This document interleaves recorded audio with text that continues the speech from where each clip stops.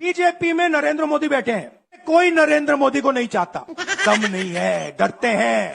अगर नरेंद्र मोदी जैसा leader Congress party में होता, पूरी कांग्रेस पार्टी खड़े हो जाती, कहती है नहीं हटो यहां से। पर उनकी पार्टी में दम ही नहीं है, उनके कार्यकर्ताओं में दम नहीं है।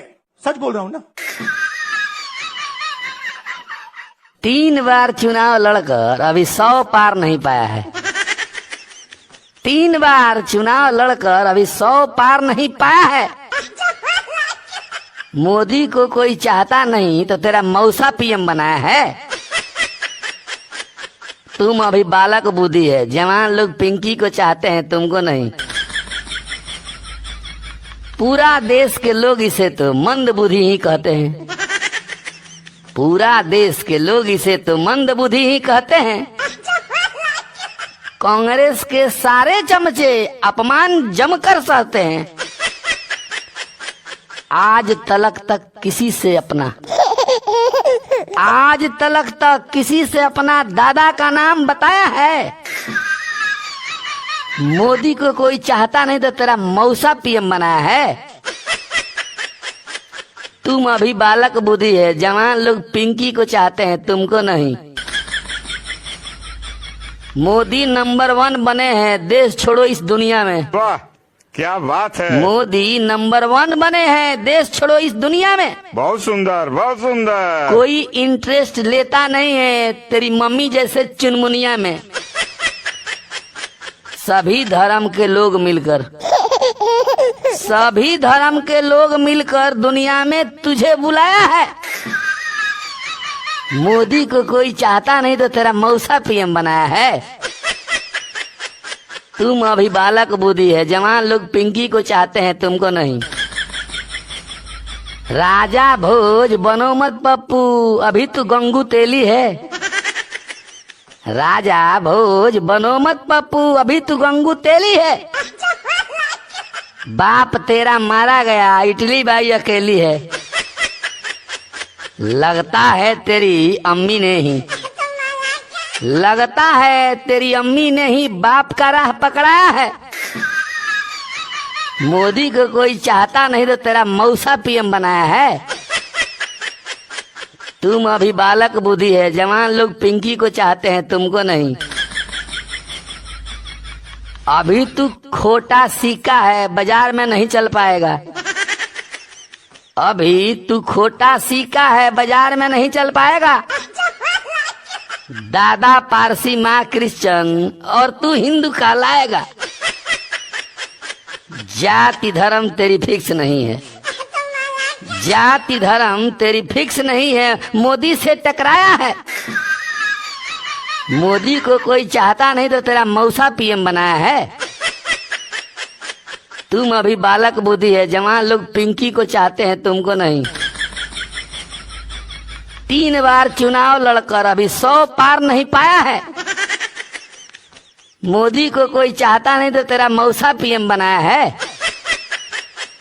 तुम अभी बालक बुद्धि है, जवान लोग पिंकी को चाहते हैं, तुमको नहीं। काफी टाइम से हम राहुल गांधी के मुंह से सुन रहे हैं कि एक दिन जनता अपने घरों से बाहर निकलेगी और मोदी को सड़कों पर लाकर मारेगी। जो नरेंद्र मोदी अभी भाषण दे रहा है, मैं आपको बता रहा हूं, 6 महीने बाद, 7-8 महीने बाद ये घर से नहीं निकल पाएगा। हिंदुस्तान के युवा इसको ऐसा डंडा मारेंगे, इसको समझा देंगे।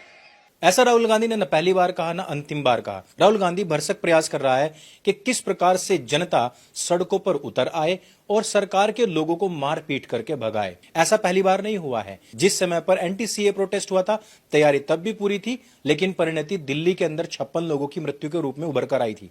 उसके बाद में किसान आंदोलन हुआ। आक्रमण ठीक उसी प्रकार का था जिस प्रकार से बांग्लादेश में हुआ, पाकिस्तान में हुआ, श्रीलंका या फिर नेपाल में हुआ। वो सारी स्थितियां भारतवर्ष के अंदर पैदा करने के लिए हर बार कोई ना कोई षड्यंत्र लगाया जाता है। लेकिन इस बार जो वोट चोरी का षड्यंत्र बनाया गया ना, इसके ऊपर एक बहुत बड़ी टूल किट एक्सपोज हुई है।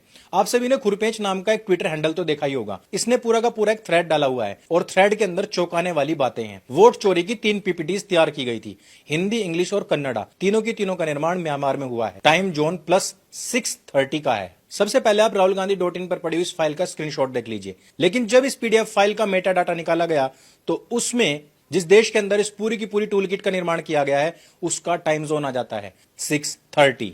अब इसकी समरी टेबल में बताया गया है कि जो पीडीएफ है वो अडोब इलस्ट्रेटर सॉफ्टवेयर के द्वारा बनाई गई हैं, जो कि इस्तेमाल हो रहे कंप्यूटर के ही टाइम जोन को लेता है। यहां पर भी आप इसको साफ +6:30 MMT देख सकते हैं। मेटा डाटा की अगली रिसर्च में इस टाइम जोन के देश का भी पता लग जाता है। आगे फिर इस पूरी की पूरी पीडीएफ को गूगल ड्राइव के लिंक के माध्यम से शेयर किया गया, जिससे कि पीडीएफ के मेटा डाटा पर कोई फर्क नहीं पड़ता, जिसको आप इस स्क्रीनशॉट में भी देख सकते हैं। कुछ लोग कहेंगे कि इसको वीपीएन के माध्यम से बनाया गया होगा और वीपीएन से लोकेशन म्यांमार की सेट कर दी गई होगी, लेकिन ऐसे मूर्खों को शायद ये नहीं पता है कि वीपीएन केवल आईपी एड्रेस चेंज करता है, सिस्टम का खुद का जो टाइम जोन होता है उसको चेंज नहीं करता।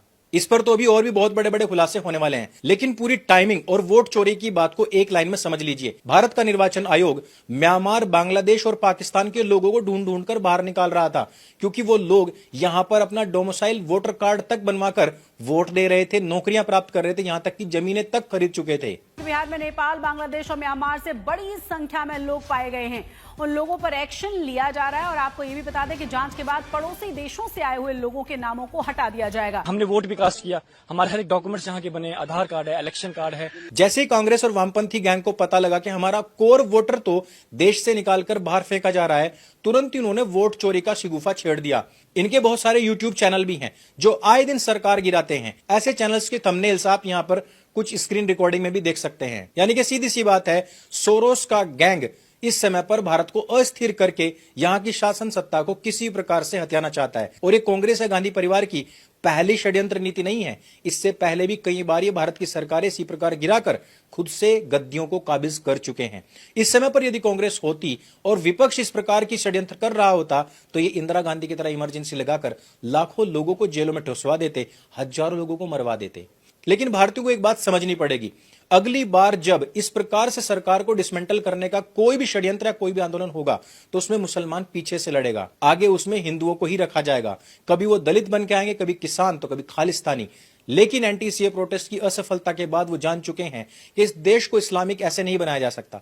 इसको इस्लामिक बनाने के लिए हिंदुओं को ही हिंदुओं से लड़ाना पड़ेगा। यदि आपने इस षड्यंत्र को समझ लिया तो आप अपने इस देश को टूटने से बचा सकते हैं। नहीं तो मेरे भाई, शुरुआत में ना ये दंगे, फसाद, खून खराबा, इससे ऑर्गेज्म तो आता है, लेकिन जब देश पूरी तरीके से बर्बाद हो जाता है, तबाह हो जाता है, तो उसका सीरिया, अफगानिस्तान, श्रीलंका, पाकिस्तान या बांग्लादेश, म्यांमार, नेपाल की तरह ही होकर निकलता है। इस वीडियो को अपने सभी मित्रों तक शेयर अवश्य कीजिएगा और राहुल गांधी का वो स्पीच जिसमें उसने कहा था कि नरेंद्र मोदी को सड़कों पर निकाल करके मारेंगे, उस बात को हमेशा याद रखिएगा। भारत हमारा अपना देश है, इसको अक्षुण्ण बनाए रखना हम सबकी जिम्मेदारी है।